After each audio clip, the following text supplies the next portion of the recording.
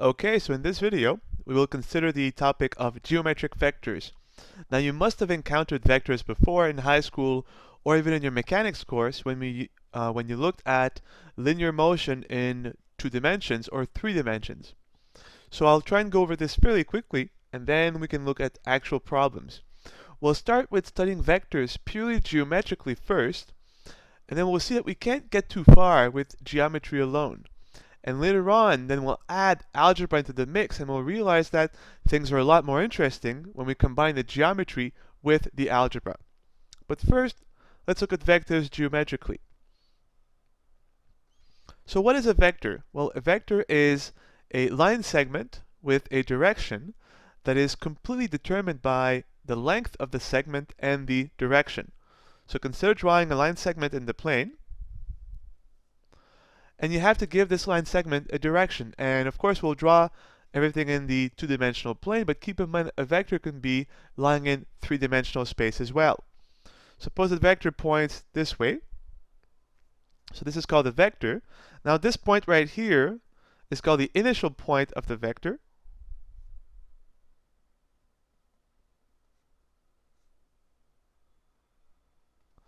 And this point right here is called the terminal point of the vector.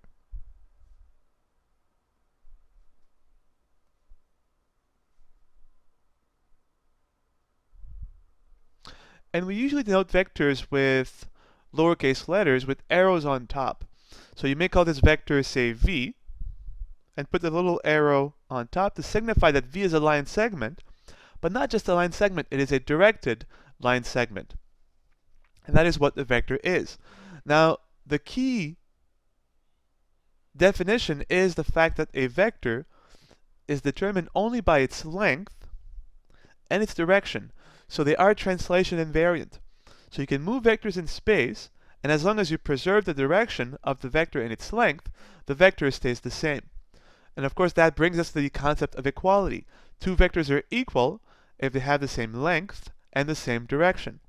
So if I translate this vector, say, here, and I try and draw the same direction and the same length, and I call this vector u, if the two vectors as line segments have the same length and have the same direction, then u will be equal to v. So vectors are equal if they have the same length and the same direction. Now usually the length of a vector, we denote it in the following way. So if you want to say the length of v, you would write double bar v double bar, and this is called the length of v, also called sometimes the norm of v. The norm is a synonym of length. So the norm of the vector v, which is simply the length of the vector.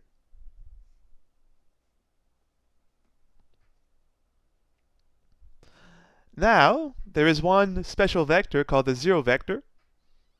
And if you think of it, the zero vector is the vector with zero length.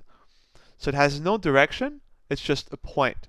So the length of the zero vector is simply equal to 0. A natural question then is, well, once we have these geometric objects, can we perform operations on them? Can we multiply them by real numbers? Can we add them together and so forth? And the answer is yes. And we'll do everything in here geometrically.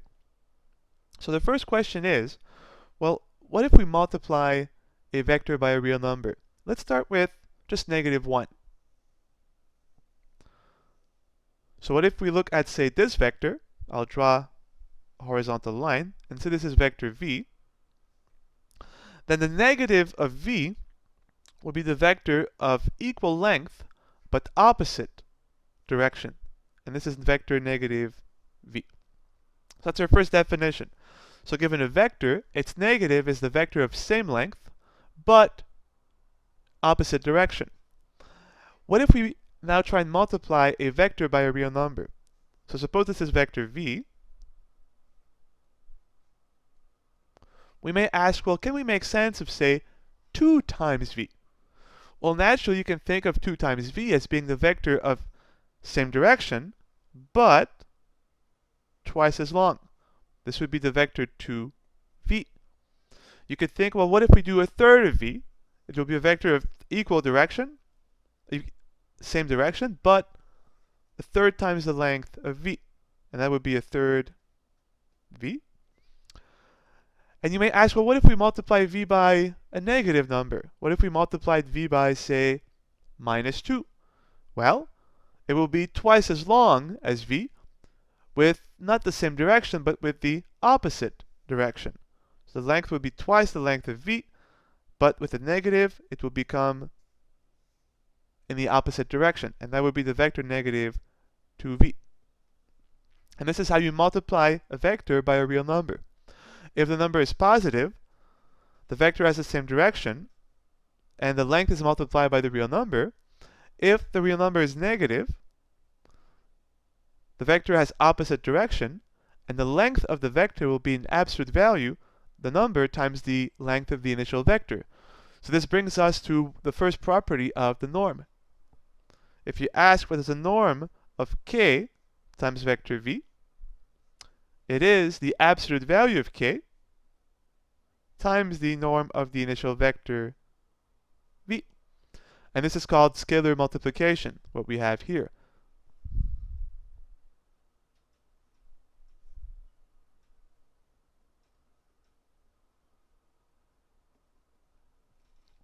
So scalar is just a fancy word for a constant real number, and multiplication, of course, multiplication, so we can multiply vectors by any real number. And we have the property here, the first property of the norm. So this is how you multiply vectors by real numbers. The next question is, well, can we add vectors together? And can we subtract vectors together? Well, we already know that subtracting a vector is adding the negative, but how do we add vectors together? Right? This is our next question. How do we geometrically make sense of the sum of two vectors? Well, suppose we have the following two vectors. Suppose I give you, say, vector u,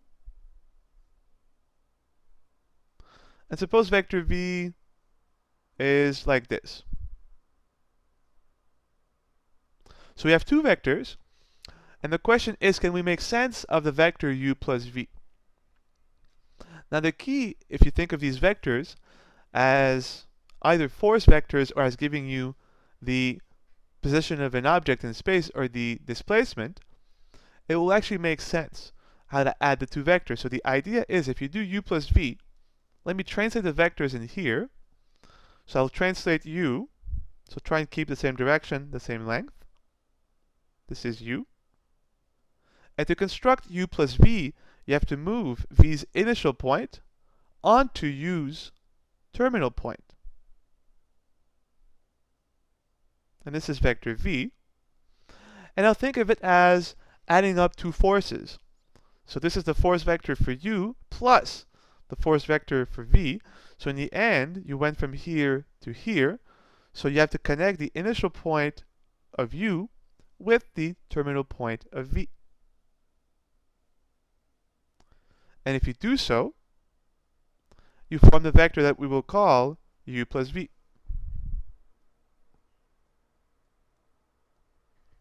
This is how you add vectors. You can also think of it as walking along a line segment from the initial point to the terminal point of the vector. So when you do u plus v, well, think of it as I'm walking along u, starting from the initial point, and I end up at the final terminal point of u, then you walk along u, and you end up here. So you started from this point, and you've ended at this point, so the vector is this vector, and that's u plus v. And this is how you add two vectors together. What if we subtracted two vectors? What if we said u minus v?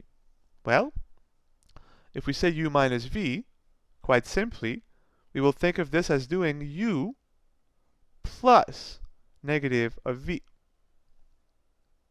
So we can draw this a similar picture. So translate u again.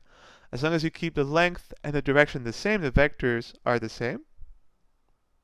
This is u. And we're going to add to u the negative of v. That is the vector of equal length, but opposite direction. So this would be negative v. And so we'll have now u plus negative v, or simply u minus v. We start from the initial point of u, we get here, then we subtract v, we get here. So we begin here and we end here. So this is the vector u minus v. And this is how you add two vectors together geometrically, and how you subtract two vectors together by adding, quite simply, the negative of the vector v. So now we have it. We have a way to add vectors together, subtract vectors from each other, and we have scalar multiplication, how we can multiply a vector by any real number. A natural question is, every time you have a structure, whether the objects are real numbers, functions, matrices, or vectors, you want to know what are the algebraic properties of the operations. And what's really nice about this is vector algebra behaves just like algebra on real numbers. Let's list a few of the properties, and then we'll prove one or two just to get a feeling for how you would prove the others. So let's look at, let's say, vector addition first. Vector addition behaves like regular addition of real numbers. It actually commutes, so u plus v will be equal to v plus u. Addition is associative, so u plus v plus w will be the same as u plus v plus w. And of course, all of these are true with subtractions and not addition. It all works the same. So addition, it commutes, addition is associative. We can ask, what if we do k times u plus v? Can we distribute the scalar multiplication? And the answer is yes. This is ku plus kv for any k. You can ask, what if we do a sum of two scalars? So a plus b, which are real numbers, times a vector u.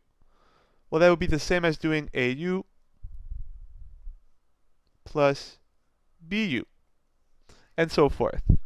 So you can think of all basic operations you can perform with addition of vectors and scalar multiplication, and everything will actually be true. One last example would be a times bu. You could combine the scalars together as simply ab times u. Let's just prove one together, and you can look at proving the others on your own. Let's prove that addition commutes. And again, we're looking here at geometric vectors, so we have to find a geometric way of constructing this equality. Well, let's start with two vectors, u and v. And I'll already position them in the right way. So this is u. And if I want to add u with v, I will put v's initial point onto u's terminal point. And suppose that this is vector v. And so u plus v, think of it again as walking from the initial point of u to its terminal point, then from v's initial point to its terminal point. So you've walked from this point to this point, therefore the net result is this vector. So this vector is u plus v. Well, let's now do v plus u. I'll translate v so that its initial point is now in the initial point of u.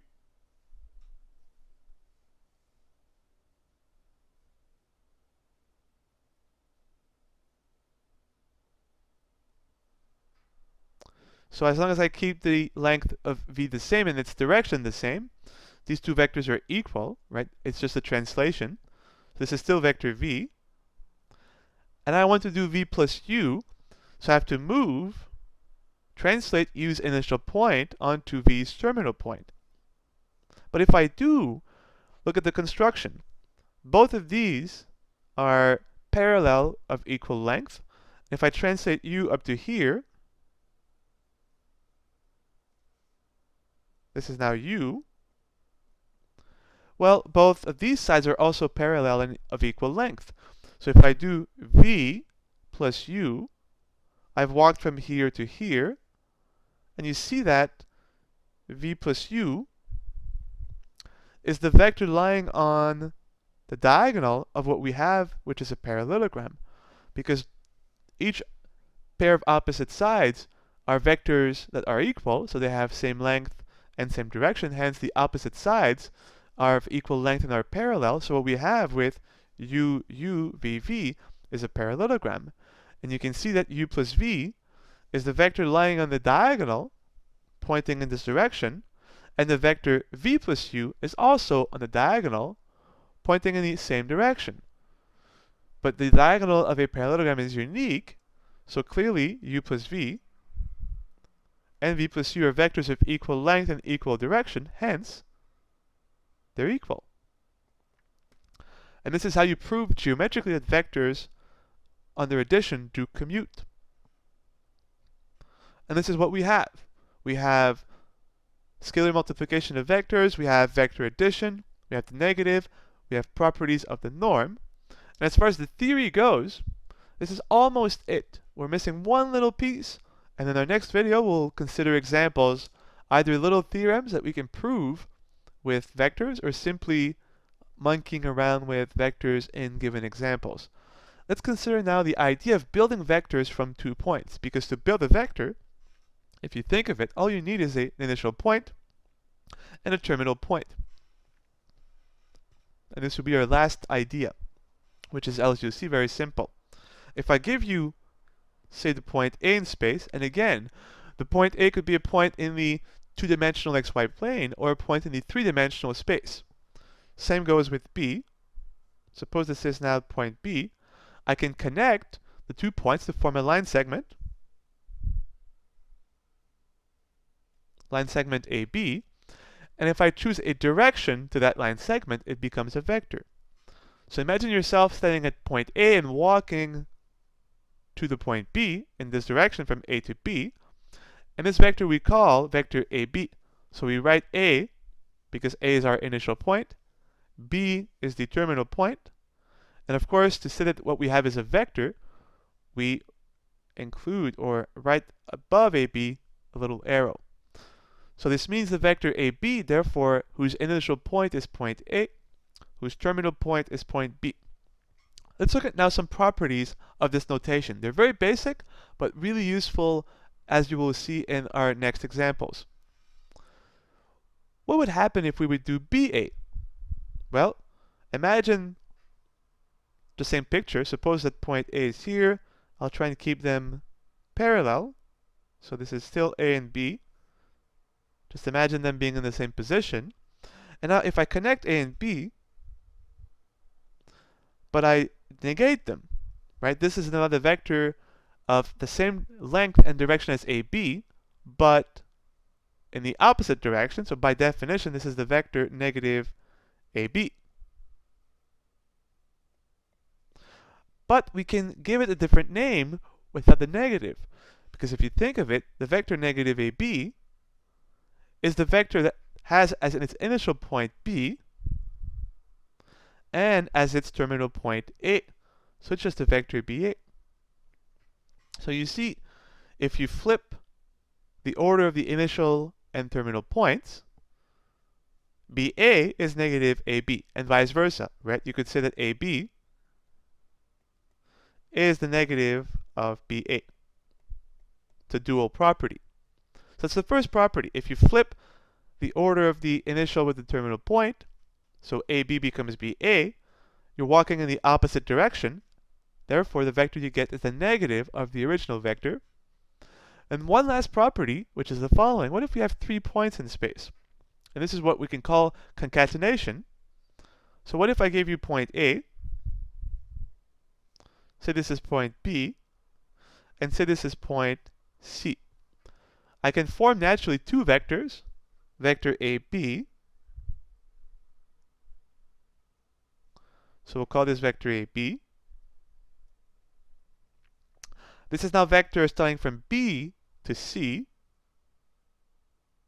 or at least trying to get to C. So this is a vector BC. And now we can ask, what if we add AB plus BC? can we somehow simplify the expression? Well, so AB is this vector plus BC is this vector. So we started from here and we ended up here. So we get this vector.